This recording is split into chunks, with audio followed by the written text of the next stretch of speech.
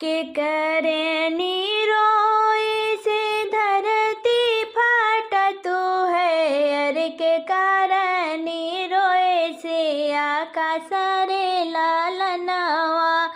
अरे के कारण रोए से आकाश रे लालनवा। के करे रोए से धरती फाटत है। अरे के करे रोए से आकाश रे लालनवा। अरे के करे रोए से आकाश रे लालनवा। के करे रोए से पटुका भीजतु है। अरे के हो खड़िया मुस्काई रे लालनवा। अरे के हो खड़िया मुस्काई रे लालनवा। के करे रोए से पटुका भीजतु है। अरे के हो खड़िया मुस्काई रे लालनवा। मैया के रोवे से धरती फाटतु है। अरे बपाई के रोवे से आकाश रे लालनवा। अरे बपाई के रोए से आकाश रे लालनवा।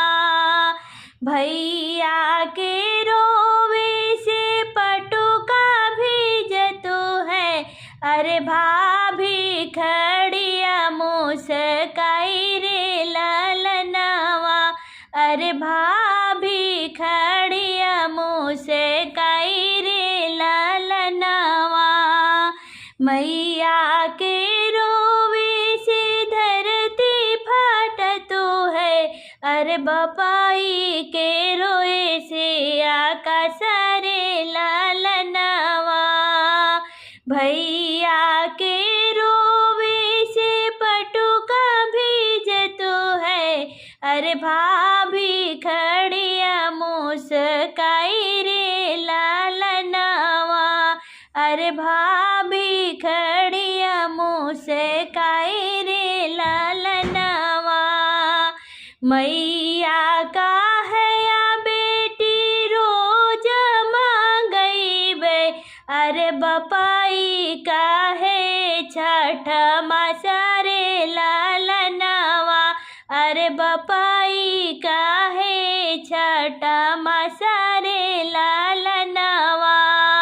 मैया का है बेटी रोज मांगई बे। अरे बपाई का है छठा मास रे लालनवा। अरे बपाई का है छठा मास रे लालनवा। भैया का है बहिनी काज पारोजने।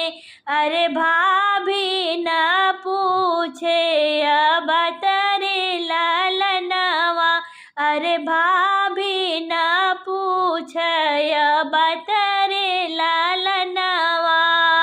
भैया का है बहिनी काज पारोजने। अरे भाभी न पूछे अब रे लालनवा। अरे भाभी न पूछे बात रे लालनवा। मैया का है बेटी नगीचे भी है बे।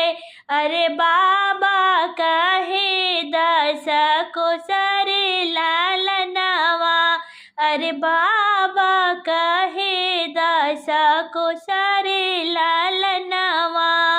मैया का है बेटी नीच के भी यही बे। अरे बाबा का है दस को सरे लालनवा। अरे बाबा का है दस को सरे लालनवा। भैया का है बहिनी काशी भी है बे। अरे भौजी का है दूर देश रे लालनवा।